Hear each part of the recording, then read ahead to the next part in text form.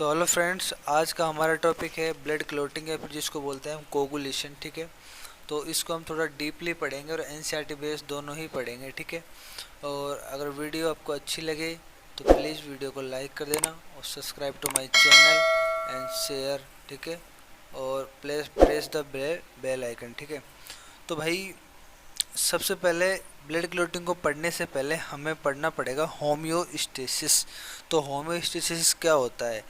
तो होम्योस्टेसिस जब हमारी कोई ब्लड वेसल्स डैमेज होती है या रप्चर होती है तो एक होम्योस्टेसिस की फॉर्म में या सीक्वेंस के अंदर रेस्पॉन्स आता है जिससे हमारा जो ब्लीडिंग है वो स्टॉप हो जाती है। ठीक है, इस प्रोसेस को बोलते हैं होम्योस्टेसिस। ठीक है, तो अगर हम इसको बेसिकली देखें तो क्या होता है? Homeostasis is a sequence of response to stop bleeding when blood vessels are damage और रप्चर। ठीक है, तो ये एक सीक्वेंस होता है फॉर रेस्पॉन्स ब्लड ब्लीडिंग की स्टॉपिंग के लिए। ठीक है, जो हमारी ब्लीडिंग हो रही है उसको स्टॉप करने के लिए, जब हमारी कोई भी ब्लड वेसल्स डैमेज हो जाती है, रप्चर हो जाती है, तब।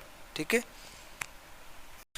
तो बेसिकली तीन मैकेनिज्म होती हैं ब्लड जो लॉस होता है उसको रिड्यूस करने के लिए। ठीक है, तो फर्स्ट होती है उसको बोलते हैं vascular spasm, second platelet plug formation और थर्ड होता है ब्लड क्लॉटिंग जिसको हम कोगुलेशन बोलते हैं। ठीक है, हम तीनों को देखेंगे सीक्वेंस बाय सीक्वेंस, तीनों को हम देखेंगे। ठीक है, तो सबसे पहले हम बात करेंगे vascular spasm.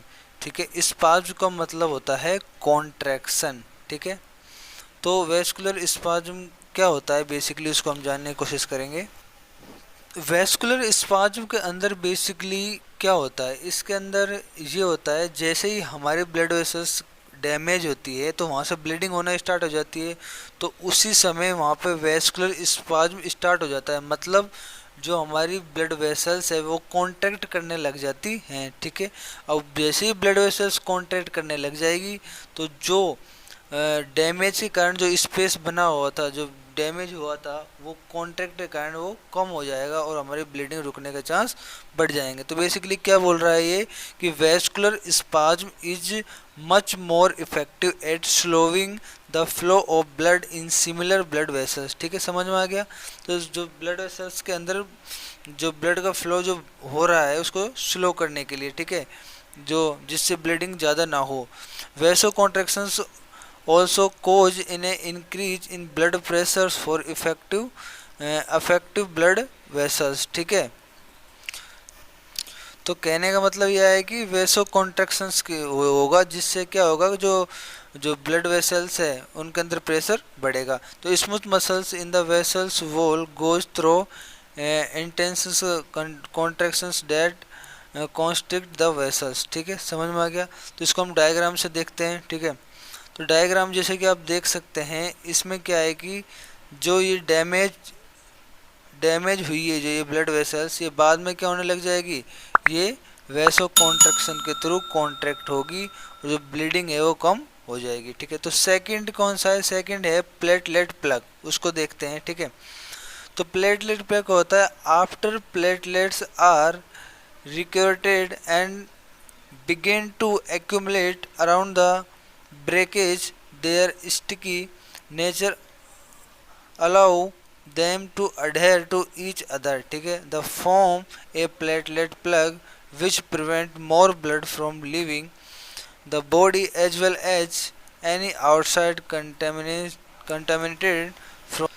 from getting in। तो ठीक है, तो इसका प्लेटलेट प्लग का मतलब ये होता है कि जैसे ही वहाँ पर डैमेज हुआ, ब्लड वेसल रप्चर हुई, तो वहाँ प्लेटलेट्स एक्टिव हो जाएंगी। ठीक है, और एक्टिव होके वो क्या करेंगे, एक ग्रुप बना लेंगे। ठीक है, ग्रुप मतलब एक प्लग का फॉर्मेशन करेंगी। ठीक है, और वो जो प्लग होगा वो एक प्लेटलेट प्लग के रूप में, ठीक है, वहाँ पर कहाँ पर जो रप्चर हुई थी वहाँ पर इकट्ठा हो जाएगा। ठीक है, जिससे जो ब्लीडिंग है वो क्या होने लग जाएगी, धीरे धीरे उसको प्रिवेंट होने लग जाएगी। ठीक है, कम होने लग जाएगी। ठीक है, हाँ, तो अगर हम इसको और डायग्राम से अच्छे से समझना चाहते हैं, ठीक है, तो हम जब डायग्राम देखते हैं जैसे बेसिकली जैसे इस डायग्राम के अंदर क्या दिखाया गया है, एक जब नॉर्मल ब्लड वेसल्स है, ठीक है, वो देख सकते हैं। तो सेकंड में क्या है, इंजर्ड ब्लड वेसल्स। थर्ड में क्या है, प्लेटलेट प्लग फॉर्मेशन। और जो एट लास्ट क्या है, फॉर्म प्लग क्लॉट, ठीक है। तो सेकंड के अंदर डैमेज हुआ, ठीक है, डैमेज के बाद प्लेटलेट प्लग बना। और फोर्थ में क्या हो गया, इसी को बोलते हैं प्लेटलेट प्लग क्लॉट, ठीक है। हाँ बिल्कुल। और अच्छे से समझने के लिए इसको देख सकते हैं कि जो नॉर्मल जो रप्चर रप्चर जो अपनी ब्लड वेसल्स है, वो ऊपर वाली और नीचे वाली क्या है, वो प्लग बनने के कारण जो क्लॉट बना है ना, ठीक है, इसी को बोलते हैं प्लेटलेट प्लग, ठीक है। इससे भी देख सकते हैं कि प्लेटलेट डिपोजिशंस एंड अडेशन, मतलब प्लेटलेट्स का डिपोजिशन हुआ, ठीक है, उसके बाद प्लेटलेट सिक्रेट करेंगे और वो एग्रीगेट हो जाएंगे। इसी एग्रीगेट होकर क्या बना लेंगे, प्लेटलेट प्लग, ठीक है। तो अब तो आपको अच्छे समझ में आएगा। अब थर्ड की बात करते हैं, जो बेस है हमारा, बेसिकली हम बात करते हैं ब्लड क्लॉट की, ठीक है। ब्लड क्लॉटिंग या फिर कोगुलेशन है is an important process that prevent excessive bleeding when A blood vessels is injured, ठीक है। जब ब्लड वेसल्स इंजर्ड होती है तो उसके बाद जो ब्लीडिंग होती है उसको रोकने के लिए क्या बनता है, ब्लड क्लॉटिंग या कोगुलेशन होती है, ठीक है। इसके अंदर प्लेटलेट्स, ठीक है, जो एक टाइप की ब्लड सेल्स होती हैं, उसके अलावा प्रोटीन और प्लाज्मा, ठीक है, जो प्रोटीन प्लाज्मा के अंदर जो प्रोटीन्स होती हैं, वो जो एक लिक्विड पार्ट होता है उनका, ठीक है, work together to stopping bleeding by form a clot, ठीक है, ओवर द इंजरी, ठीक है। तो कहने का मतलब ये है कि प्लेटलेट्स, ठीक है, और उसके अलावा प्रोटीन और प्लाज्मा, ये दोनों मिलकर जो ब्लीडिंग हुई है, ठीक है, जो इंजरी हुई है उसको क्लॉट के फॉर्म में बना के रोकने की कोशिश करेंगे, ठीक है। Typically our body will naturally dissolve the blood clot, ठीक है, after the injury has held it. Sometimes however clot form on the inside of vessels without an obvious injury or do not dissolve naturally. These situations can be dangerous and require accurate diagnosis and appropriate treatment, ठीक है। तो कहने का मतलब ये है कि जो कुछ अंदरूनी जो ब्लड वेसल्स के डैमेज होने से जो क्लॉट बन जाता है ना, कभी कभी ब्लड के अंदर क्लॉट बन जाता है जो बाहर से दिखता भी नहीं है, ठीक है। तो उस कंडीशन में हमें डायग्नोसिस करवाते हैं, ठीक है, डायग्नोसिस के थ्रू या फिर क्या बोलते हैं एप्रोप्रिएट, ठीक है, ट्रीटमेंट करवाते हैं जिससे ब्लड क्लॉटिंग को बढ़ाते हैं, ठीक है। अब ब्लड क्लॉटिंग को पढ़ने के लिए अभी मैंने बोला एक्सटेंसिव इंटेंसिव पाथवे, उनको अच्छे से समझते हैं। उस समझने के लिए हमें कुछ फैक्टर्स के बारे में पता होना जरूरी है, ठीक है। तो दो तरह के होते हैं, एक तो इंटेंसिव सिस्टम होता है और एक होता है एक्सटेंसिव सिस्टम, ठीक है। तो बेसिकली इसके अंदर बहुत सारे फैक्टर हैं, ठीक है। अच्छे से समझने के लिए पहले हमें एक सीक्वेंस याद रखना पड़ेगा, जैसे मैंने बनाया हुआ है, ठीक है। इसमें क्या है कि 12, ठीक है, सबसे पहले 12 इंट्रेंसी के अंदर, ठीक है, और एक्सट्रेंसी के अंदर दोनों अलग अलग तरीके से काम करेंगे, ठीक है। इंट्रेंसी की जब हम बात करते हैं तो उसके अंदर सबसे पहले 12 फैक्टर वो होगा क्या, तो 12 फैक्टर सबसे पहले एक्टिव होगा, वो एक्टिव करेगा 11 को, 11 एक्टिव करेगा 9 को, ठीक है, 9 एक्टिव करेगा 10 को, ठीक है। उसके अलावा इंट्रेंसिक जो सिस्टम के अंदर जो 3 है, तो थर्ड फैक्टर है, वो एक्टिवेट करेगा 7 को, वो 7 भी एक्टिवेट करेगा 10 को, ठीक है। और 8 भी एक्टिव करेगा। तो जो 10 फैक्टर होगा वो एक की फैक्टर हो जाएगा, ठीक है, क्योंकि उसको एक्टिवेट करने के लिए 9, 7 और 8 तीनों उसको एक्टिवेट करेंगे, ठीक है।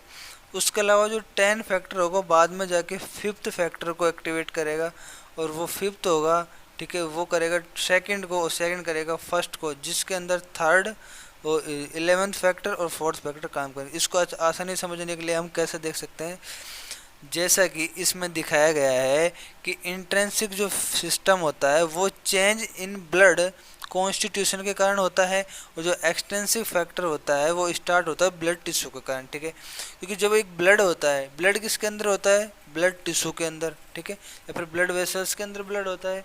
तो जब डैमेज होता है तो डैमेज होते टाइम पे ब्लड वेसल्स भी डैमेज होती है, उसके अंदर का ब्लड भी डैमेज होता है, ठीक है। तो ब्लड के अंदर जो प्रोसेस चलती है उसको बोलते हैं इंट्रेंसिक, और जो ब्लड टिश्यू के अंदर चलेगी उसको बोलेंगे एक्सटेंसिव, ठीक है।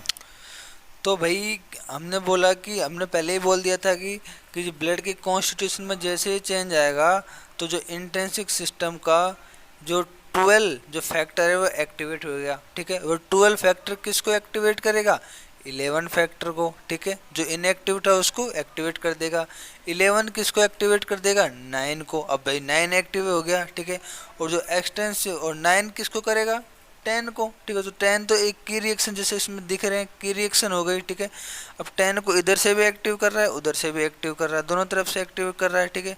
अब इंट्रेंसिक वाला क्या करेगा? जो ब्लड बॉडी टिश्यू डैमेज हुए थे वो किसको रिलीज करेंगे? फैक्टर 3 को। और फैक्टर 3 किसको करेगा? 7 फैक्टर को एक्टिवेट कर देगा, और वो भी किस में सहायता करेगा? 10 को एक्टिवेट करने में, ठीक है। और उसके अलावा 8 फैक्टर तो करेगा ही करेगा, ठीक है। तो 8 फैक्टर भी 10 को एक्टिवेट कर देगा। अब 10 एक्टिव हो गया, ठीक है। अब जैसा कि इसमें देख रहे हैं जो 10 एक्टिव है वो क्या करेगा? वो फैक्टर सेकंड को एक्टिवेट करेगा, ठीक है। और फैक्टर जो सेकंड है वो फैक्टर फर्स्ट को करेगा, ठीक है। तो सेकंड फैक्टर को जैसे कि इसमें देख रहे हैं, एक तो जो फैक्टर 4 होता है, ठीक है, जो बचा हुआ जो फैक्टर 4 है लास्ट, वो होता है कैल्शियम, ठीक है। तो कैल्शियम क्या करता है? वो 10 को जब सेकंड में चेंज करते हैं उसमें भी सहायता करता है, और जो सेकंड को फर्स्ट में करते हैं उसमें भी सहायता करता है। तो इस तरह से, ठीक है, ये सारे फैक्टर हमको अच्छे से समझ में आ जाने चाहिए, ठीक है। तो जो सेकंड फैक्टर होता है वो होता है प्रोथ्रोम्बिनेज, ठीक है, ठीक है। और वहाँ पे एंजाइम कौन सा काम करता है? प्रोथ्रोम्बोकाइनेज एंजाइम। वो किसको चेंज कर देगा? प्रोथ्रोम्बिन को थ्रोम्बिन में चेंज कर देगा, ठीक है। और जो थ्रोम्बिन होता है वो क्या करता है? थ्रोम्बिन, ठीक है, वो फैक्टर जो 13 है उसके साथ मिलके जो फाइब्रिनोजन है, ठीक है, उसको किस में चेंज कर देगा? फाइब्रिन। जो चूंकि जो फाइब्रिनोजन होता है वो होता है सोल्यूबल, और वो फाइब्रिन होता है इनसोल्यूबल, और वो इनसोल्यूबल होने के कारण बहुत सारे फाइब्रिन वहाँ पे इकट्ठा होकर एक क्लोट बना लेंगे, और इसी को ही बोलते हैं क्लोटिंग, ठीक है। तो आपको अच्छे से समझ में आ गई क्लोटिंग, ठीक है। और आपको अच्छे से समझना है तो बेसिकली हम उस डायग्राम से समझेंगे, ठीक है। जो मतलब उसको समझने में बहुतों को परेशानी आती है, अब अपन आसानी समझ में आ जाएगा वो, जैसे कि हम इस डायग्राम को देख रहे हैं, ठीक है, ये डायग्राम, ठीक है। तो इसमें क्या है? इंट्रेंसिक और एक्सटेंसिव पाथवे। जैसे कि हमने पहले बताया कि इंट्रेंसिक पाथवे ब्लड के कॉन्स्टिट्यूशन के अंदर चेंज होने के कारण होता है, और एक्टिवेशन जो टिश्यू इंजर्ड हुए हैं, ठीक है। जैसे इंट्रेंसिक में 12 फैक्टर है वो एक्टिव हो गया, एक्टिव 11th को कर देगा, 11th 9th को कर देगा, 9th 10th को एक्टिवेट करेगा। और इधर साइड जो टिश्यू फैक्टर है वो थर्ड किसको एक्टिवेट करेगा? 7th को। और 7th क्या करेगा? 10th को एक्टिवेट करेगा। उसके अलावा 8 फैक्टर भी इसको एक्टिवेट करेगा, किसको? 10th को। अब 10th आगे जाके किसको एक्टिवेट करेगा?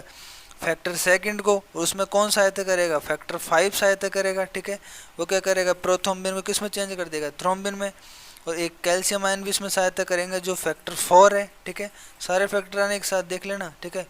आसानी से समझा रहा हूँ, इससे बढ़िया कोई नहीं समझाएगा आपको आसानी से। अब जो थ्रोम्बिन जो होगा, ठीक है, वो जो फैक्टर सेकंड है वो किसमें? फैक्टर जो फर्स्ट है उसको एक्टिवेट करेगा, जो क्या है? फाइब्रिनोजन है। किसमें चेंज होगा? फाइब्रिन के अंदर। और इसमें फैक्टर 13 सहायता करता है, 13वां, ठीक है, 13 फैक्टर जो होता है।